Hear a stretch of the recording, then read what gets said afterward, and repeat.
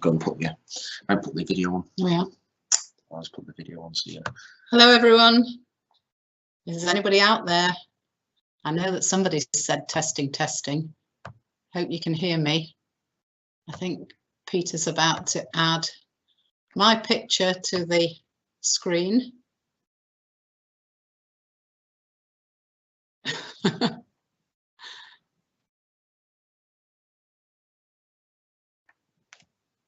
Right. We're good to go. So we're good to go. Thanks for tuning in and joining this historic first ever British Orienteering webinar. At least I think it is.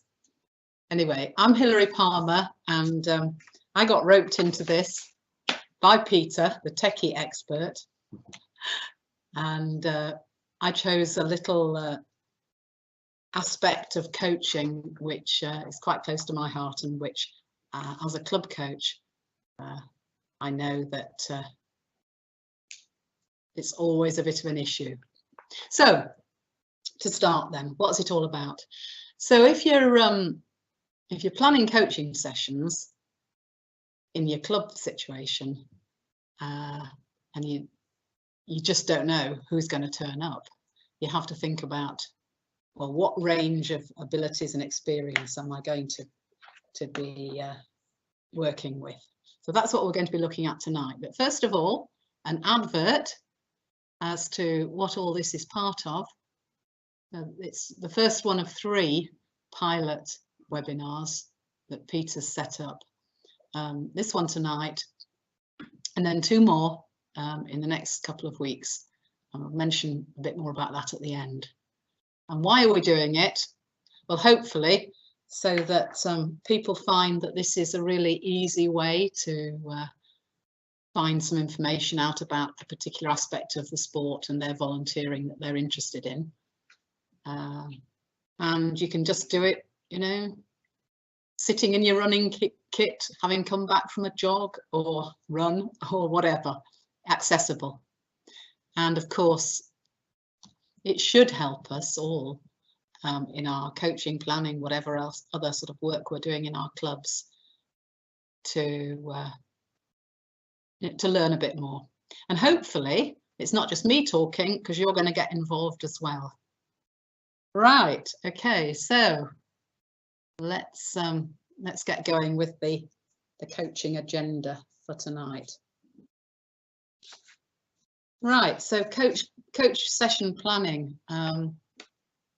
As I said before, we get newcomers coming along, perhaps, who really want to find out what it's all about. And usually with them, it's easy to plan for newcomer sessions, because something along the theme of a group map walk, so that they learn about using the map and what the different colours are and so on, and then sending them out to find one control and come back, other control and come back, a star, sending them out on little loops. And if it's a coaching session before an event, which a lot of clubs are doing these days, then you know, all that's a great big help for them before they go out and do their yellow course or orange course or whatever it is.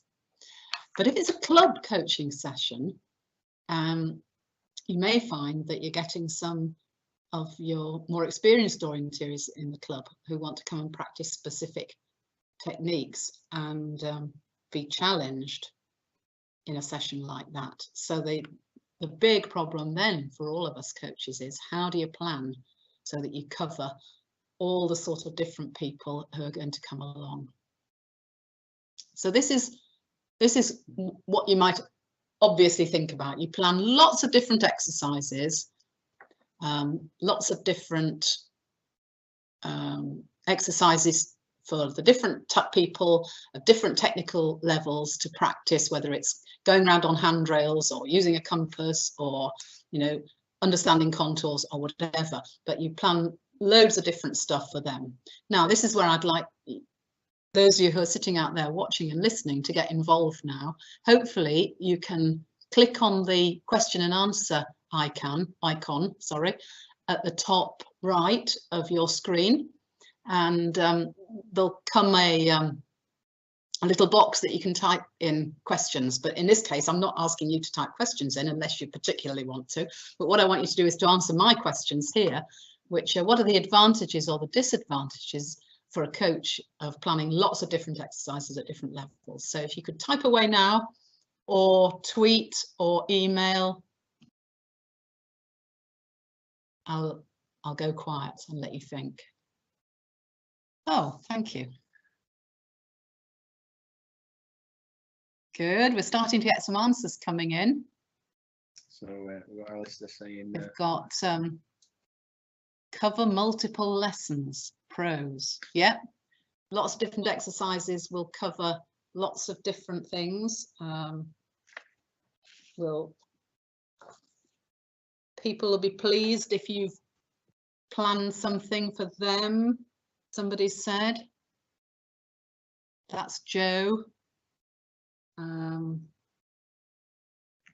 Everybody's catered for, somebody else has said. We've got some cons now coming up. So disadvantages, it's really time consuming, absolutely. The coach has got to plan loads of different things, print lots of different maps, put out lots of different controls perhaps. Somebody else is saying there's no set focus to the session then. Somebody else is saying too much to do, same sort of thing again, isn't it? I never know how many maps to print when I'm coaching, so that's a huge disadvantage, isn't it? Can be hard to keep an eye on everyone. Limited resources, absolutely. If you're the only coach and you haven't got you may have another helper, but you might be just the only coach doing that session. So yes. Any more ideas from anybody? No, that's great. So, got to remember which button. I will click back on there. Which button to press? Sorry, my technician here is helping me.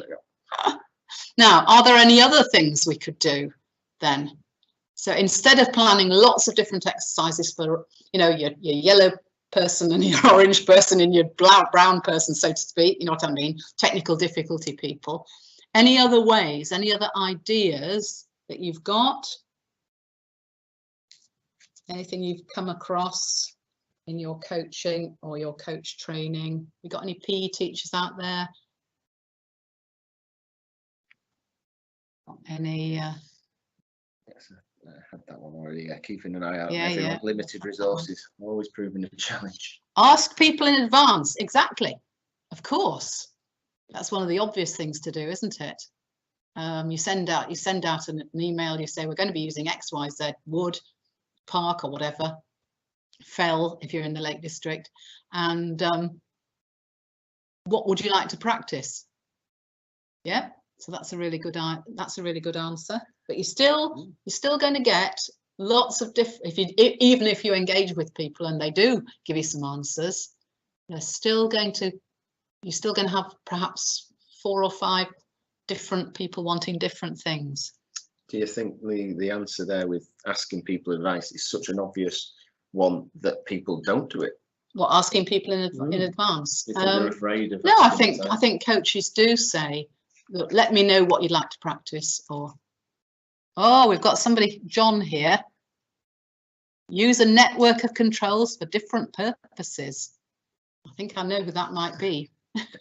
Years and years ago, when John and I were coaching with our regional squad, we used to go to a big coaching session that was put on, and all the regional squads came along and they all did the same exercises, and the people just followed each other around. So we started to use the network of controls in different ways, go and find our own start to do different things. Have age or ability specific sessions, yes. Set themes and publish what they are, absolutely, that's a really good idea, of course. Yes. Okay. So what I'm going to introduce you to this evening is a helpful way that you can use a network of controls for lots of different abilities within your group. And that's using the step mnemonic which helps us to differentiate, helps us to make exercises easier or harder.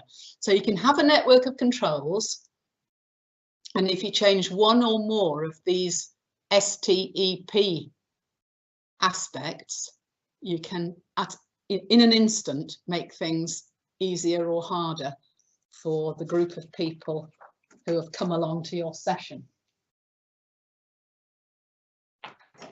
I'm not seeing any of the comments other than that. No, you're not supposed to. That's okay. Oh, you're not supposed Right, we've just got a slight interlude here because John has come into the room from somewhere else asking why he can't see everybody else's comments.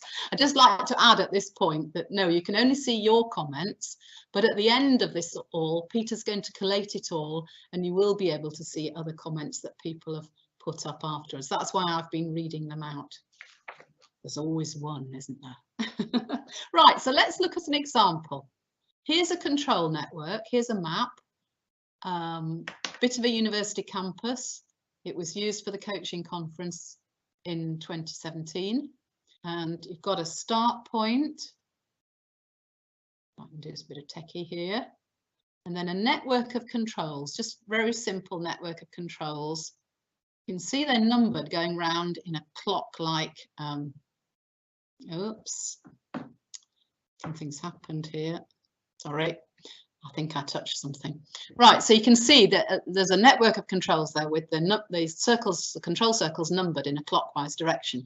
And that's because at the coaching conference, we use this particular network of controls for a clock relay as a sort of introductory warm-up activity.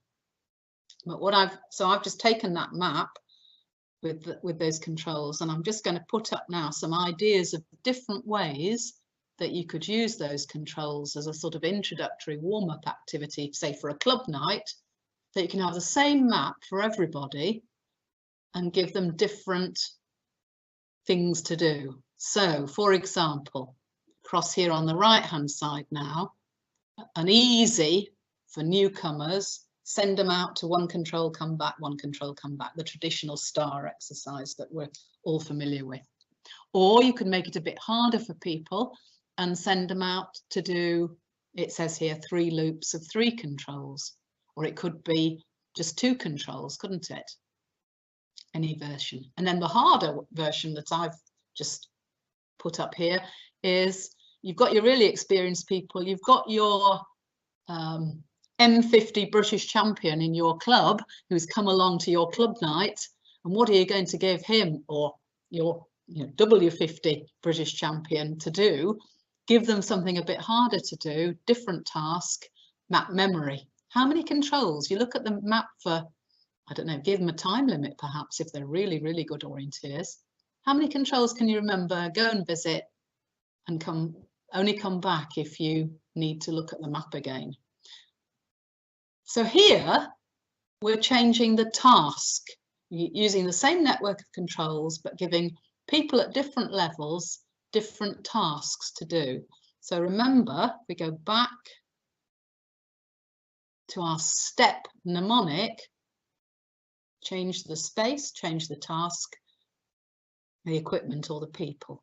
We'll have a look at some more examples then of those in a minute.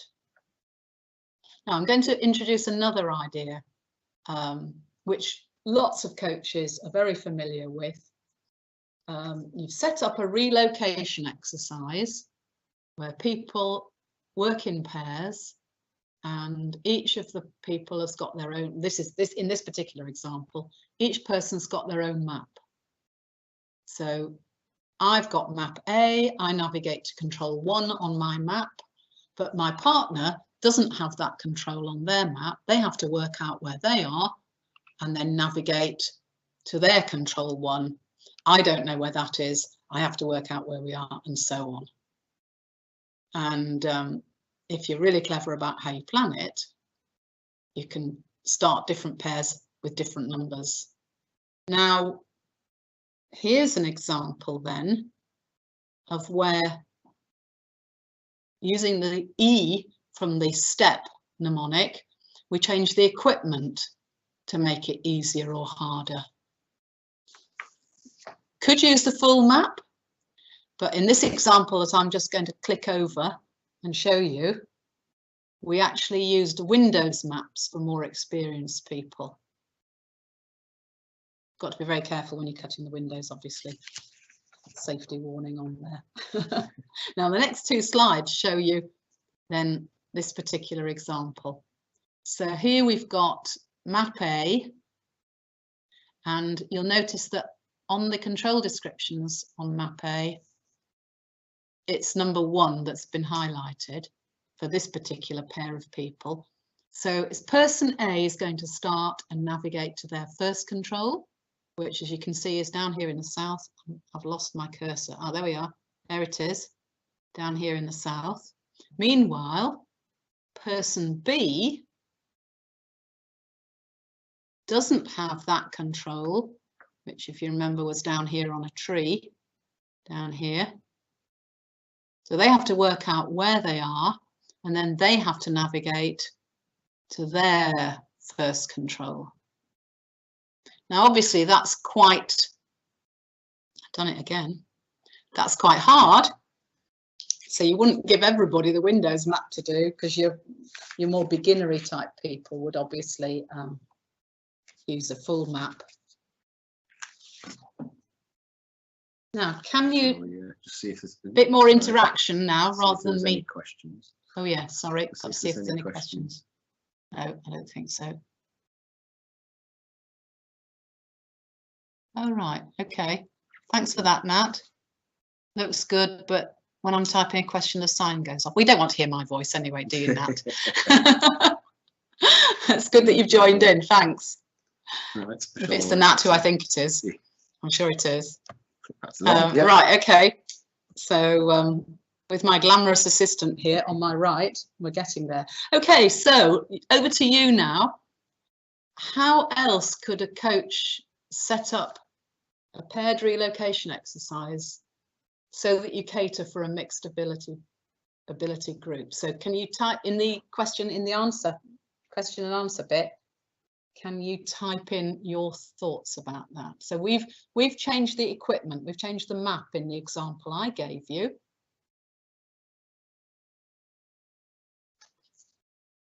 So are there any other ways that you can change the exercise so that you can make it easier or harder? Just to mention that we have a slight delay. Oh yes, Peter's just told me something else. Apparently there's a 20-second delay between whatever we think we're doing here in the command module and you actually hearing or seeing us.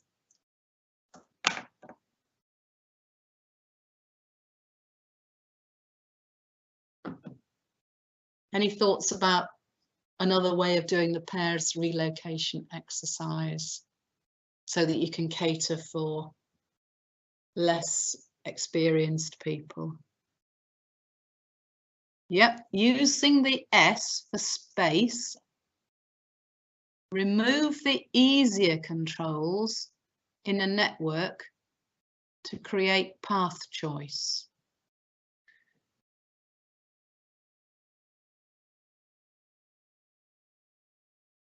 So I think by that you mean probably you're sending them further, or you're on the map. On the map. On the map, sorry, I'm coming back to you again. We've gotten lots more ideas. I think I'm getting lots more ideas here, and I can't keep up with the slider. Okay, so one person has a full map, one has the window map. That's the example I've just done. Yeah. Somebody else had an idea and it's dropped off the top now. How do I move this slider, Pete? Yeah, it's a very thin one. It's a very thin slider. I can't quite get on it, I think, with your mouse. Trying to scroll back up again because Ian said something useful and it's dropped off, it's gone off the top now. No, I think we just come back to that one. No, we can't. No, we can't scroll back. Ian, can you type in again what you said? Sorry.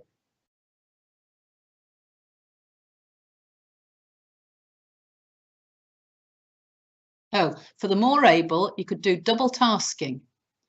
So planning a route round the map of a different area at the same time as trying to keep track of the location. Yes, that's a really good one. That's really tough. I did something like that in a sprint training that Ant Squire did with us in the region in August, where we had to memorize the route that we were going to do whilst following for the next control, whilst following our partner to somewhere. And then we had to like not look at our maps. For the less able, could set a more constrained area within which to relocate. Big circle, little circle. Yes, that's good. So if you're really experienced people, you can give them a really big circle and say to them, go and lose your partner somewhere in there. And you can go round in circles and really try to get them lost in inverted commas. But for the less able, you'd probably say, maybe take them to a particular place rather than having an idea of where to drop them. So distance, the space thing could be about distance, couldn't it?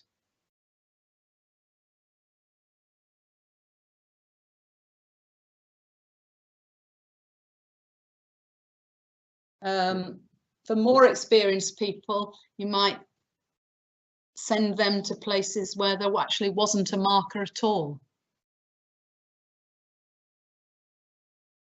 Oh. You can't do question and answer via iPad, so I've now moved to a PC. Thanks, Helen. No, sorry all about good. that. All good for us to know. That's why we're doing a pilot.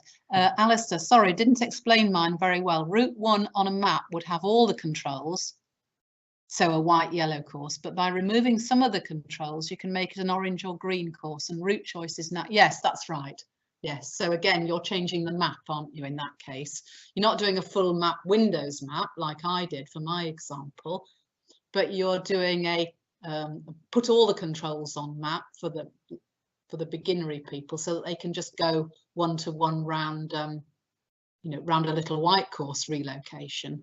But you could take off those really easy controls off the map for the more experienced orienteers.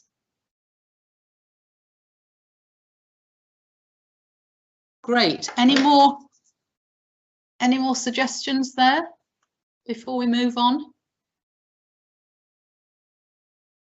My last example that I've got, thinking about space, task, equipment and people.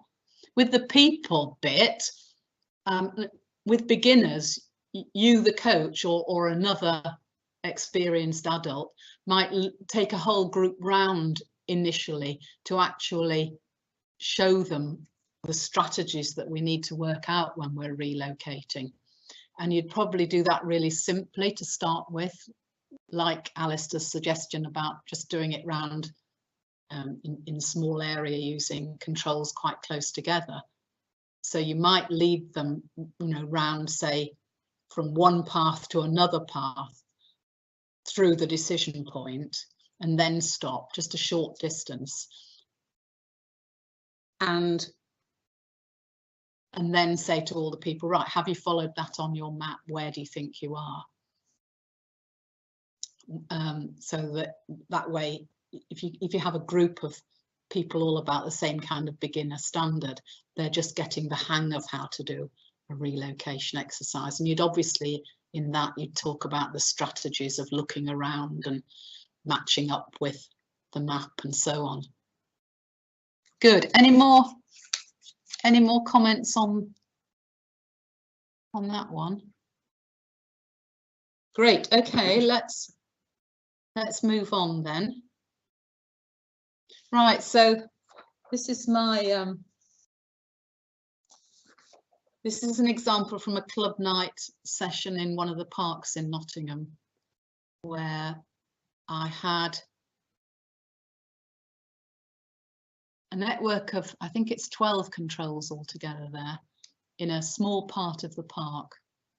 I'm afraid it's not very clear, this, because it's a photo, you know, a scan from an actual hard copy map.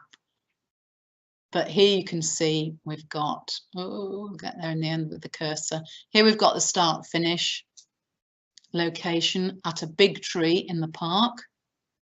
And all the control circles are either on black crosses, or like here we are, there 34, 35, 36 and so on. They're trim trail apparatus in the park.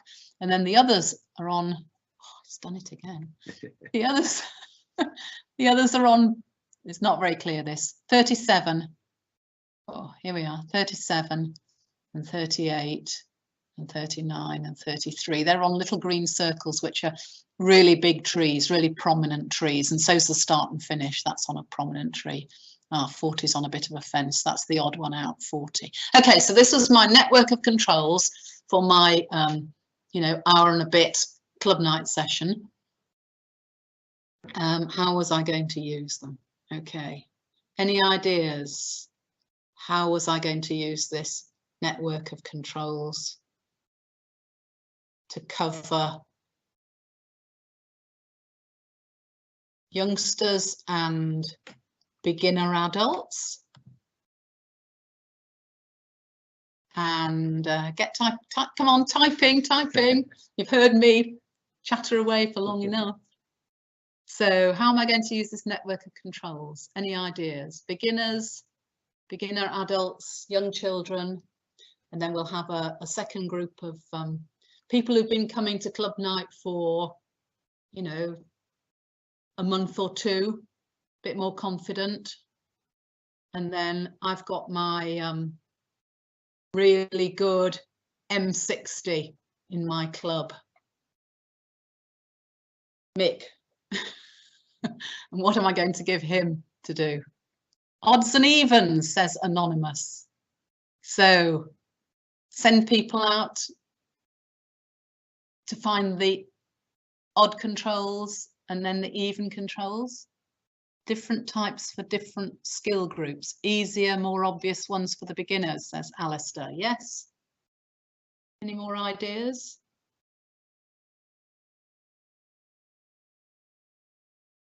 Get those typing fingers typing.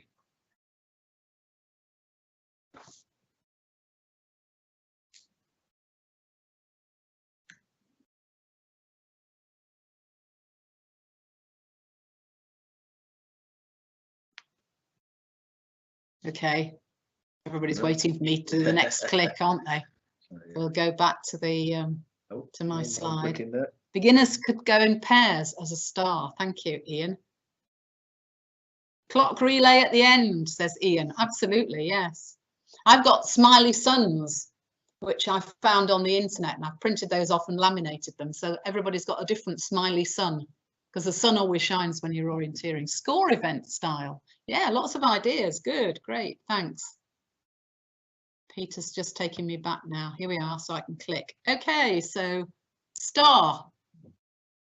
Yeah, I think maybe, is that always at the top for other people? It's all right, doesn't matter. Everybody knows what a star looks like. Or we can move. No, perhaps we can't. So it might get in the way of. Oh yeah. Yep. Okay, great. Okay, yeah. So yeah, so you can see I only used a few of the controls in this little loop going numbering from 31 to 36. Some people might say, oh, but that's not suitable for beginners because there are no handrails for them to follow. But actually, you know, if this is a school playing field, there wouldn't be any handrails for them to follow either. So when you start orienteering on a school playing field, they have to get used to the idea of I'm here and I need to go in that direction or in that direction. Okay, then little loops. And there's lots of different little loops that you can do, of course, with a network of 12 controls. I expect the mathematician who's out there will be able to tell us how many different loops. But just fortunately, I'm not a mathematician, so I can't work that sort of thing out. And what did I do with my really good M60? Mick. So he got a compass and pacing practice with a, and you can do that. We use Condes in NOC. So you can do that. You just put a dot in the middle of each circle and you print out a completely blank map. Have to say that I did check beforehand to make sure that all these trees and trim trail activity apparatus was all really well mapped for a game like this, because you can't do it if the trees are, you know, really not accurately mapped, of course. Just as a thing to mention, of course, I use lots of little bits of map extract like this, print them 4, 6 on a page, whatever. As long as you've got the north lines and the scale on, you don't need the legend. And of course, it means that when you're printing out for, say, 20 people and only 10 come, although you might have wasted some paper and some ink, if you're printing off little bits of map, 4, 6 on a page, you haven't wasted too much space. So that's just some ideas, really. The step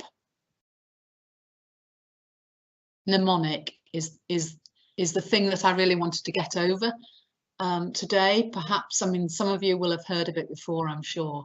It's used very much in PE teaching in schools to help teachers, particularly, you know, primary school level, plan different activities for their children. So we've taken it from there, but it really helps. I think it helps orienteering coaches change those sort of aspects of their session. And of course, if you've planned your session and you've built in the differentiation into your session, that's great. But of course, we don't always, do we? We plan a session and we've got these controls out there, and then something or someone comes along and we have to have that idea up our sleeve. So what if a member of the GB squad turns up to your coaching session? Can you find some way of changing what you've planned? And that step mnemonic does help get you started in that thinking. Great. So anyone want to put any comments down? If you want to add it now onto that question and answer thing. Oh, we've got some more. Sorry, we've got some more comments coming up. The advanced people could identify the one that's hung on the wrong side of the feature. Yes, that's really good. That's a really good game, that. It gets people reading the control descriptions. Somebody thinks that's evil, Ian. Well, how many times have you got to that thicket and thought the control's not there? But then you've looked at your arm and looked at the control description and realised that actually you should be on the other side of the thicket. Thanks everybody for taking part. I know it's been rather short and sweet, but the technology of this is mind-blowing for a little old lady like me. I'm not doing anything here. I'm just talking, and I've produced a few maps to show you. Yes, is this session being recorded and available for later viewing? Absolutely. It's such a good system, this, apparently, and this is where Peter is going to take over and do this. Apparently, shortly after we finish, he'll be able to get all these comments and the video and the presentation and put it all up on the website. Yes, we will publicise how it's there and accessible as soon as we get it downloaded. It's the first time we're doing it, so we're making sure we get it right, and then that will be out there for everyone to see. I hope everybody heard that. Yes, don't expect it to be up tomorrow necessarily. I know everybody expects everything to be done yesterday, but we've got a coach support part of the website where I'm sure it'll go, and I'm sure it'll be on the news thread and Facebook and everything else. And we've had, at the most I saw was 18, so some people have gone off down to the pub. I only came across this by word of mouth. Next time, include it in the coaching newsletter. I think it was. I think it was in the coaching newsletter.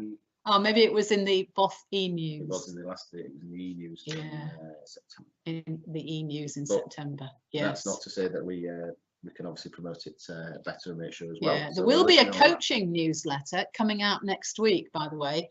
Shameless plug here.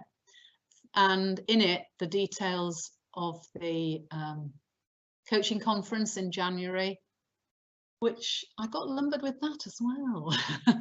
The coaching conference and how to book on it will be in there, and all coaches should get it. But coaching conference isn't just for coaches, so if you're interested in coaching, come along anyway.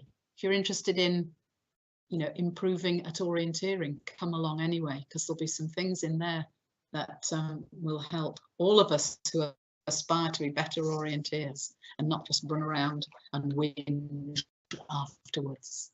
Anyway, thanks everybody for joining. Coming up, we've got on the 4th of October, I think that's next Thursday, Barry Elkington is going to, I'm not sure who that is. 2 weeks later, I think, the 18th of October, Pauline Triner from South Yorkshire is going to be doing something about club development. If you want any other aspect of coaching to be done in a little short thing like this, please let us know if you can think of. I just thought of this as a little topic that could be done. Or if you know a coach who's got a really good plan or ideas of how to put over some kind of technique coaching or physical coaching, and you think you could volunteer them to be the person in front of the camera, that would be great. And I'd really like to hear different coaches doing a little webinar like this. Thanks a lot, everybody. I've really enjoyed it. Really stressful. Bye. Thanks for watching.